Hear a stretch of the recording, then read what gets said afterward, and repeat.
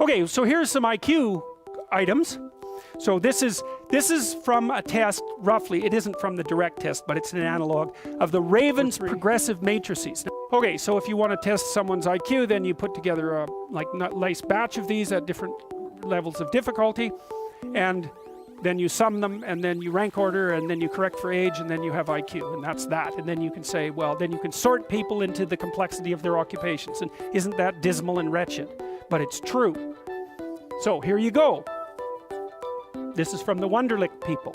They're a commercial company that makes general cognitive ability tests, and it's often used by corporations, even though it's actually illegal. It's actually illegal to use IQ tests, but the Wonderlic doesn't promote themselves as testing IQ. I think it's general cognitive ability, which is the same thing, but whatever. The SATs, the GREs, the LSATs, all of those are IQ tests. So now they're more crystallized than fluid, and we'll get to that in a minute. But crystallized knowledge is what you accrue across time. So you could say that fluid intelligence is what programs your brain. It fills it with facts, let's say. It fills it with knowledge.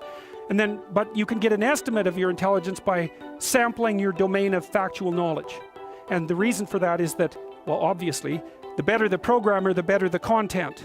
And so what that also means is that you could, if your prefrontal cortex was damaged later in life, your fluid IQ could plummet, but your crystallized IQ remain more or less intact.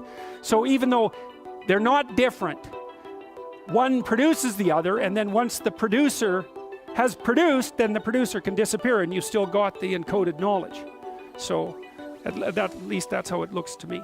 So, okay, so how smart do you have to be different things in life? Well, if you have an IQ of 116 to 130, which is 85th percentile and above, so it's one person in 8 up to one person in 130, I believe is 85, 90, 95, is it 95? I think it's 95. One person in 8 to one person in 20. Then you can be a attorney, a research analyst, an editor, an advertising manager, a chemist, an engineer, an executive manager, etc. That's now, that's not the high end for IQ, by the way. You know, that it can go up. Well, it can go up indefinitely, although there's fewer and fewer people as it goes up. So if you want to be the best at what you're doing, bar none, then having an IQ of above 145 is a necessity, and maybe you're pushing 160 in some situations, and maybe that's making you one person in 10,000 or even one person in 100,000. And then also, to really be good at it, you probably have to be reasonably stress tolerant and also somewhat conscientious.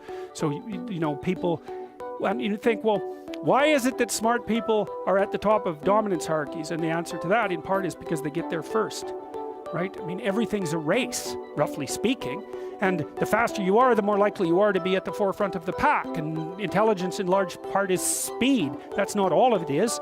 So if you're moving towards something difficult rapidly, the faster people are going to get there first. So IQ of 110 to 115, so that's 85th to 73rd to 85th percentile. Copywriter, accountant, manager, sales analyst, general manager, purchasing agent, registered nurse, sales account executive. If you look at universities, the smartest people they're above this. Who are the smartest people at university? What do you think? Mathematicians, physicists and mathematicians, right. I could tell you who's on the other end, but I won't. Yeah, I'd like to though. Anyways, okay. Going down now 103 to 108 is slightly above average, right? 60th to 70th percentile.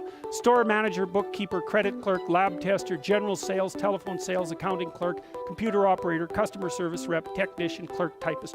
So you see at this level, people have some technical skill and some ability to deal with complex things. Okay, that's dead average. 100 is average.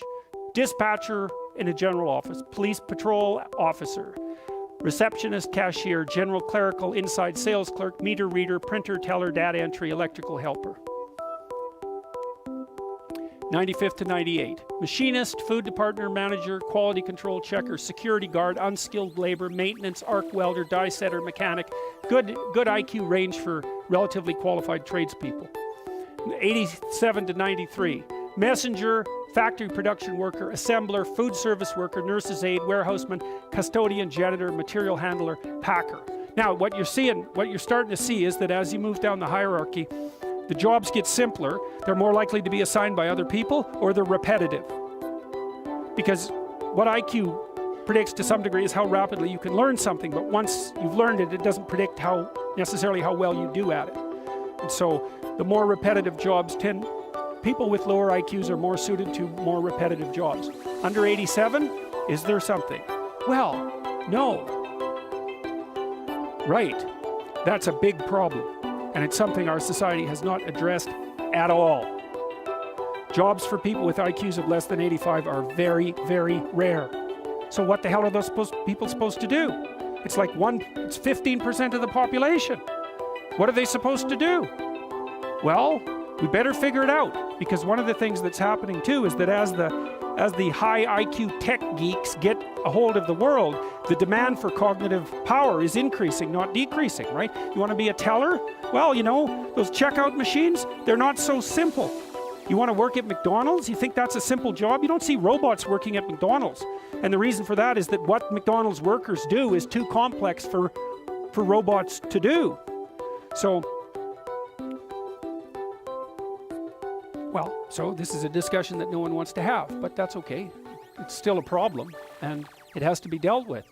So the US government, I think I told you this at one point already, it's illegal to induct anyone into the US Army if they have an IQ of less than 83, right? It's about 10% of the population. Because the US Army, and they've been doing IQ testing since IQ testing began, because they want everybody they can possibly get into the Army, because in peacetime, they use it as a way of moving people up the socioeconomic ladder, and in wartime, well, obviously, you need as many soldiers as you can get your hands on. And so you're not going to be any pickier than you have to be. So when the US Army says it's illegal to induct anybody into the armed forces if they have an IQ of less than 83, then you know that they've done it for absolute necessity. Right? And when people have made a finding that contradicts what they want to hear, and they're doing it out of absolute necessity, you can be reasonably true that it's one of those facts that just won't bloody well go away. And so you might think, well, if there's nothing for someone with an IQ of less than 83 to do in the Army, what makes you think that there's something that they can do in the general population? And then the issue is, you know, because the conservatives will say, well, they should just work harder. It's like, sorry, that ain't going to fly. And the liberals will say, well, there's no difference between people anyhow, and you can just train people to do everything. And that's wrong. So they're both wrong, and they're seriously wrong. And the fact that neither side of the political perspective will take a good, cold, hard look at this problem means that we're going to increasingly have a structural problem in our societies, because we're complexifying everything so rapidly that you can't find employment unless you're intelligent. You guys are really going to face this, you know. Lawyers are disappearing like mad. And the reason for that is, you can look it up online. Increasingly, you can do things yourself if you're smart. And so, like, the working class people have been wiped out pretty nicely over the last 30 years by automation and various other things. It's the low end of the white-collar class that's coming up next. So I'm not saying that lawyers are in the low end, but low-end lawyers are in the low end of the white-collar class.